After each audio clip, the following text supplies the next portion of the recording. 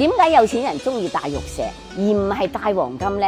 我做咗30幾年嘅翡翠手鐲批發，據我嘅觀察有以下幾點。第一，我哋中國人講究嘅就係財不外露，10幾萬嘅黃金你戴喺手上，100米外啲賊都望多你2眼啦。但係10幾萬嘅翡翠手鐲你戴喺手上，冇幾個人睇得明，呢啲就係低調啦。第二，方便存放啊，100萬嘅黃金你儲存同搬運真係有啲麻煩㗎。但係100萬嘅翡翠呢，佢就係一條手鐲，你一戴上手就行得啦。第三就係傳承價值啦。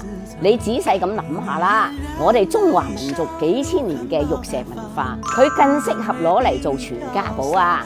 你話係咪啦？呢個係連依我做咗30幾年翡翠得出嚟嘅經驗，審美就無高低，各有各嘅好。最緊要嘅就係你中意。如果你覺得漣漪講得啱嘅，就俾個讚漣漪啦。如果你覺得漣漪講得唔啱嘅，就喺評論區打出你嘅見解。